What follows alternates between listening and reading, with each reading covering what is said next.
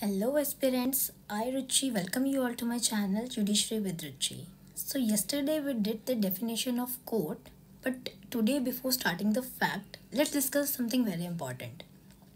What kind of law do you think is Evidence Act? Is it a procedural law or is it a substantial law?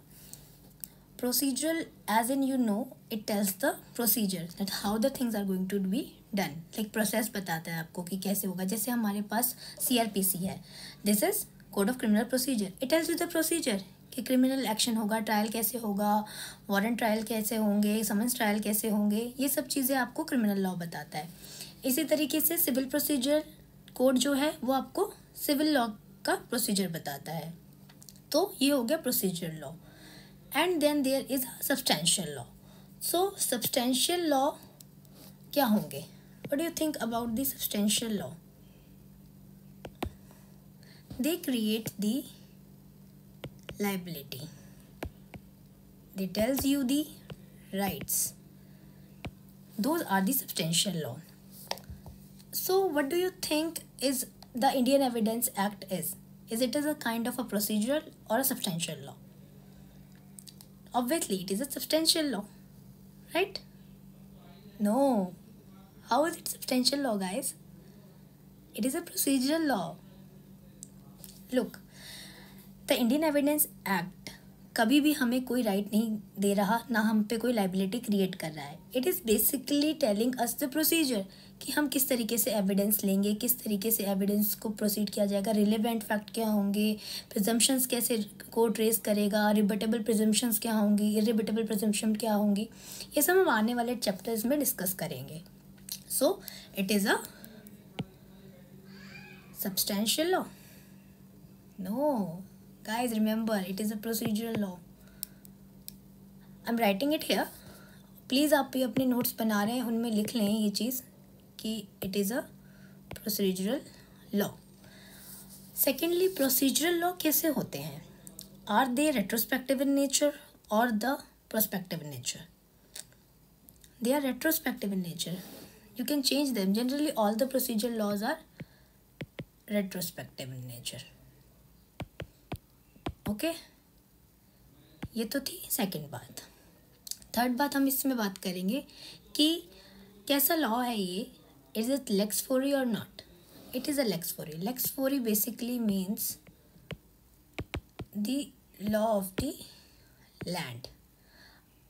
आपके मेरे बीच में कोई लड़ाई हुई, dispute हुआ, मैं कहीं बाहर रह रही हूँ, आप यहाँ रह रहे हैं, और कहीं हमारी लड़ाई हो गई कोई, तो अब आप एविडेंस एक्ट को अप्लाई करेंगे या किसी और इंटरनेशनल लॉ को ले आएंगे, या जो यूके में चल रहा है लॉ उसको उठा लाएंगे? ऑब्वियसली जो हम सूट फाइल करेंगे, जो एविडेंस दिए जाएंगे वो एविडेंस एक्ट के बेसिस पे दिए जाएंगे, बिकॉज इंडिया में एविडेंस एक्ट अप्लाई होता है. तो this is the law of the land. ये तो हो गया हमारा जो हमें डिस्कस करना था. Let's now proceed towards the fact. If you have any doubt, guys, please just comment me in the comment box. I'll definitely reply to your doubts. So let's start with the facts. So what do you understand by facts? What do you think they are? I'm teaching is a fact. Your studying is a fact. Everything is fact. Guys, everything is fact. जो मेरे दिमाग में चल रहा है इस वक्त, जो मैं आपको पढ़ा रही हूँ, ये भी एक फैक्ट है. जो आप कर रहे हैं ये भी एक फैक्ट है. आपकी मम्मा कुछ काम कर रही हैं वो भी एक फैक्ट है. आपका दोस्त पार्टी कर रहा है वो भी एक फैक्ट है. Generally everything is fact. But relevant है या नहीं है ये हम आगे रिलेवेंट की जब हम डेफिनेशन पढ़ेंगे तो उसमें करेंगे. फिलहाल हम इतना समझते हैं कि फैक्ट क्या होते हैं. What kinds of facts are there. So basically Bentham जो थे हमारे ऑथर, उन्होंने क्या किया था, उन्होंने डेफिनेशन दी थी हमें फैक्ट की दो तरीके से. ही सेड कि फैक्ट दो तरीके के होंगे. फर्स्ट ऑफ ऑल हम फैक्ट में ये देखते हैं कि डेफिनेशन क्या कह रही है. Let's read the bare language. Fact means and includes. yesterday I told you guys कि this is very important. means defining and includes means inclusive. It is a broad perspective, है ना, कि हम इसको और चीज़ों को अब इसमें इंक्लूड करें। हमने डिफाइन भी कर दिया और इंक्लूड भी कर दिया। So this is mainly N exhaustive definition fact.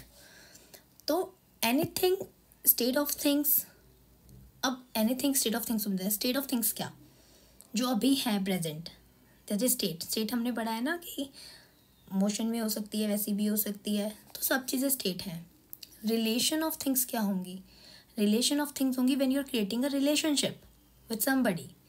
आपका भाई है, आपकी मम्मी है, आपके मम्मी पापा का रिलेशन है, आपका भाई बहन का रिलेशन है, ये सब रिलेशंस में आ जाएंगे। State of things very important. Relation of things capable of being perceived by senses. This is very important.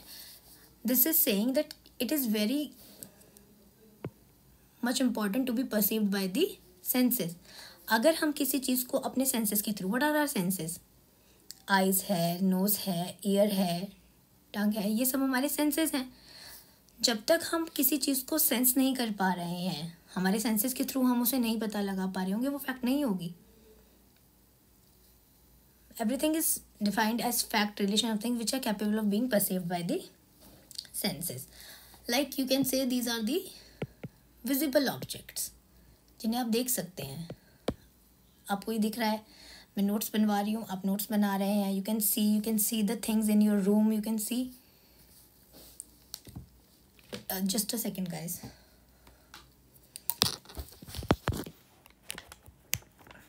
So ये सब हमारी क्या होंगी, फैक्ट्स होंगे। अच्छा, दूसरा उन्होंने डेफिनेशन में ये दे रखा है कि any mental condition of which a person is conscious. This is important. Mental condition क्या होगी, everything which is running in your mind is a mental condition. मेरे दिमाग में चल रहा है, यहाँ मैं आपको पढ़ा रही हूँ, पर मेरे दिमाग में आपको पढ़ाने के लिए जो भी मैंने सोच रखा है वो बोलूँगी, that is a mental condition. मैं आपके बारे में क्या थॉट रखती हूँ, वो एक मेंटल कंडीशन है। मेरे दिमाग में ये है कि हाँ भाई मैं उस बंदे को जाके ना आज उड़ा दूँगी, वो भी एक फैक्ट है, but that is a mental fact.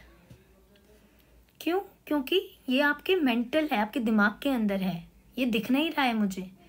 आप क्या सोच सकते हैं कि अब मेरे दिमाग में क्या चल रहा है, नहीं बता सकते ना। आपके दिमाग में क्या चल रही है मैं नहीं बता सकती, तो this is a mental fact.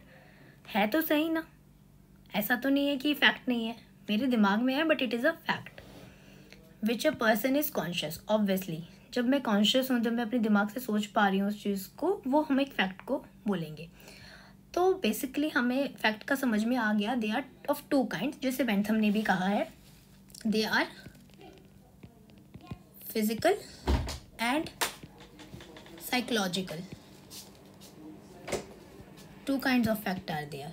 So basically the first definition, state of things, relation of things capable of being perceived by senses, are the physical facts. They can be touched, they can be heard, they can be seen. This is the fact, physical fact. Now second definition is the mental condition of which a person is conscious. So this is a psychological fact. Please write it here.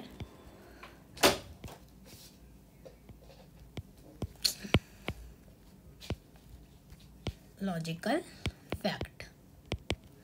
Is it clear, everybody? Now let's move ahead. We'll be discussing the illustrations now. So that there are certain objects, so we discussed it. Okay, now let's see the illustrations. That there are certain objects arranged in a certain order in a certain place is a fact. कोई भी एक चीज़ है, जैसे आप library गए, आपने देखा वहाँ पे बुक्स अरेंज्ड है, सारी रखी हुई हैं अपने अपने प्लेसेस पे, वो एक फैक्ट है। What kind of fact that would be? Would it be a physical or a psychological fact?